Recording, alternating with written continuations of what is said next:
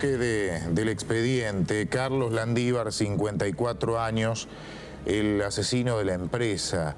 Una masacre esta tarde en la zona norte del Gran Buenos Aires, 4 muertos, 1 herido y un montón de preguntas, muchas preguntas que vamos a hacer en minutos nada más. Hoy habló el comisario general Castelli, es el jefe de la Policía Zona Norte del Gran Buenos Aires. Al salir del lugar de los hechos decía lo siguiente. Se produjo un hecho lamentable en el interior del establecimiento Bascoy, donde un empleado, a raíz de una diferencia de sueldos, habló con su jefe, con sus patrones. Indudablemente no sabemos bien qué es lo que sucedió, pero la persona no se ha encontrado conforme quizás con alguna respuesta obtenida, y bueno, se desarrolló un hecho trágico en el cual fallece o le quita la vida a 2 de los propietarios de la empresa Bascoy, a un empleado también que trabajaba en la firma, y posteriormente todo indica que se quita la vida utilizando la misma arma con la cual había ultimado a las otras 3 personas. Es una pistola calibre .380 que fue secuestrada con cargador, y bueno, Policía Científica realizó las labores dentro del lugar. Bueno, todo indica, de acuerdo a los testimonios que se fueron recogiendo, que es una diferencia de sueldos que él reclamaba a sus patrones. Bueno, indudablemente tenemos 4 personas fallecidas y hubo otros disparos más, o sea, estamos hablando de una cantidad importante de disparos que lo va a poder determinar en forma fehaciente Policía Científica cuando nos brinde su informe respectivo. Consideramos que el arma obviamente la portaba el homicida suicida, y estamos tratando de determinar ahora su procedencia. Bueno, los elementos ha utilizado algún combustionante o algo para activar el incendio del lugar y prendió fuego lo que es una vivienda, el lugar donde se desarrollaban las oficinas. Sí, tenemos un valioso testimonio de otro empleado que justamente se encontraba en el lugar y logró salir momentos antes, quien nos pudo proporcionar datos importantes para esta investigación. Dijo exactamente esto, que esta persona había ingresado al lugar, se había tornado totalmente agresiva, con los resultados lamentables que tenemos. ¿Es cierto que esta persona tuvo un episodio similar en una agencia de autos de alemanes en la zona de Pilar y que venía amenazando a los Bascoy hacía tiempo y que tenía a su familia, por lo menos así habría manifestado el hermano, amenazada también? Bueno, se está estudiando, se está analizando un antecedente que esta persona tuviera en Pilar, es muy probable que así sea. Un hecho que ocurrió dentro de una agencia de automóviles que también se tornó violento, rompió vehículos, cristales y demás, así que está en manos de la justicia estatal. Y en esa oportunidad también lastimó al propietario, le pegó una barreta en la cara y le provocó lesiones al propietario de esa concesionaria de autos, de acuerdo a lo que se ha declarado hoy en la causa. 4 muertos, 1 herido, una verdadera masacre. Hoy cuando se conoció este hecho, se habló mucho, bueno, ¿por qué reacciona una persona de esta forma? Esto es similar a otros casos que hemos tenido, por ejemplo, que recién estamos hablando fuera de micrófono, el caso Barreda. ¿Es similar? ¿Es distinto? Yo creo que tiene puntos, justamente comentábamos, tiene puntos de similitud en los cuales seguramente hay que pensar que las agresiones psicológicas, el resentimiento, el que no le falten al respeto y demás puede ser no un hecho real, sino un hecho imaginario o un hecho sentido como tal. Entonces una persona puede ser objetivamente sometida a un sometimiento. Sí. Esto lo hemos hablado nosotros en el tema del caso Barreda, que es un poco extra la coartada, pero no era lo que surgía del expediente con respecto a lo que pasaba. Y sí, en estas personas en algún momento hacen un pasaje al acto. Entonces en ese punto hay sujetos que a veces son el blanco hasta fácil, es el tema del bullying hoy en otras áreas. Sí. Porque, y acá viene otra comparación con los casos en Estados Unidos, muy frecuentemente los chicos, los muchachos que hacen estas cosas a veces son aquellos que están sometidos a algún tipo de escarnio, algún tipo de maltrato. El caso del muchacho coreano en no sé qué escuela hace un tiempo. este mismo chico lanza respecto a la situación que vive en su casa, pero en la misma universidad.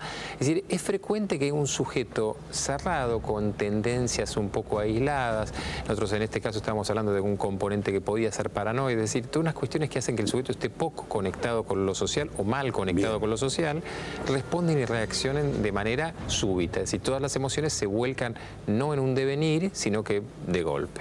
Bien, ¿por qué no nos describe rápidamente los distintos tipos de homicidas múltiples, cuando hay muchas víctimas, y cuál sería este caso?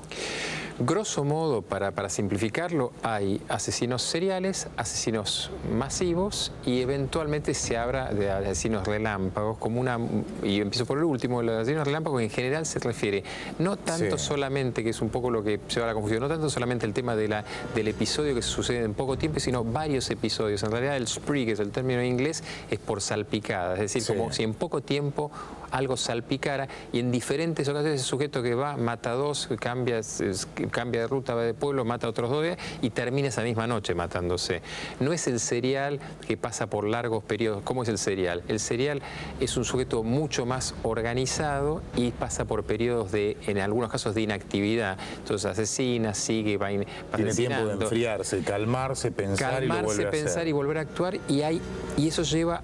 De esto son dos grandes categorías o tres grandes categorías y eso lleva a su vez que se habla a veces de asesinos organizados y desorganizados. Dentro de esas categorías el sujeto por el modus operandi puede tener, y eso tiene que ver a su vez con su estructura psicológica y eventual patología psiquiátrica, es decir, algo más armado, como en este caso, o un sujeto que torpemente vaya y con una barreta haga lo mismo y después trate de prender fuego. En la Argentina, les cuento, hay muchos antecedentes de asesinatos múltiples, no con estas características en un trabajo, pero el primer homicida múltiple registrado, quizás el más famoso, fue un tal Mateo Banks del año 1922 en Azul. Los vecinos de Azul que están viendo seguramente conocen perfectamente esta historia. Mateo Banks, se lo cuento rápidamente, integraba una familia prestigiosa, estaba en la alta sociedad de entonces de la ciudad de Azul. De hecho, su mujer se llamaba Martina Gainza, de la tradicional, integrante de la tradicional familia Gainza. Ellos eran estancieros. Con los hermanos se habían repartido una serie de estancias que eran del padre. Nadie lo sabía, pero este hombre era un gran jugador y se jugó su campo.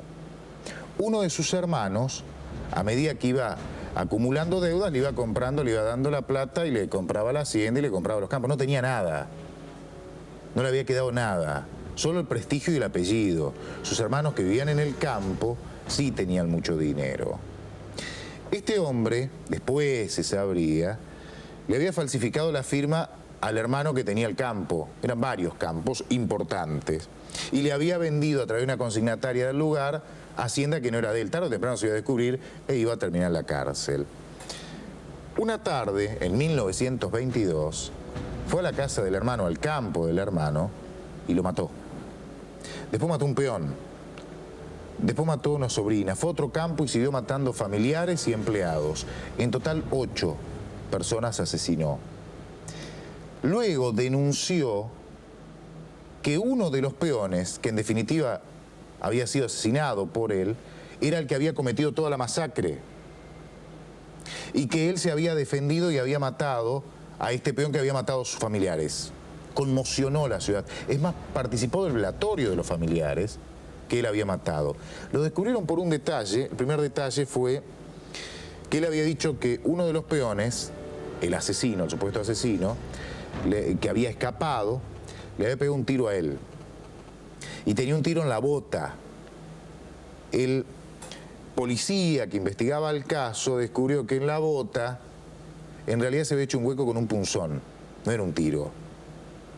Y poco después, al supuesto asesino que había escapado, a uno eran dos los peones, uno lo había matado en teoría, defendiéndose, y el otro había escapado, estaba muerto.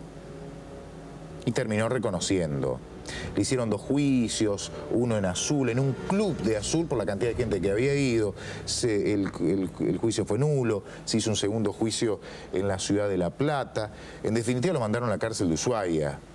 Fue tan famoso en la época que se llegó a componer un tango, se llamó Mate 8. El tango tal como le decían irónicamente a este hombre, Mate 8, y hubo un tango que fue muy conocido en esa época. Luego de pasar muchos años en la cárcel de Ushuaia, ya en el 40 y pico, lo liberaron. Este hombre quiso volver a Azul, obviamente todavía se acordaban de la masacre muchos años después y no lo aceptaron. Se vino a vivir a Buenos Aires, a Flores, 1944. La primera noche que vivió en libertad aquí en Buenos Aires, se alojó en una pensión, creo que de la zona de Flores, era esa pensión. Se fue a dar un baño, tenía 77 años, se resbaló y se mató. La primera noche que estuvo en libertad. Ese fue el primer asesino múltiple de la historia, al menos registrado en la historia penal argentina, el más famoso, que ocurrió en 1922. Me quedo con una frase suya, la ciudad, una expresión, ¿no? La sociedad está cada vez más violenta, ¿no? Sí, absolutamente. Y creo que parte del tema es que lamentablemente siempre estamos hablando en el después. Y en este caso, en todos los otros casos, siempre hay antecedentes que en general no le prestamos atención. Gracias por haber venido. No, gracias por invitarme. Tenemos una pausa muy breve y al regresar, el fallo Marita Verón. ¿Por qué absolvieron a los 13 acusados? Punto a punto. Y en instantes también se acaba de aprobar la ley, vamos a contarles, se aprobó la ley de trata de personas, lo que habían pedido hace años. Finalmente, esta noche se aprobó. Pausa, ya volvemos.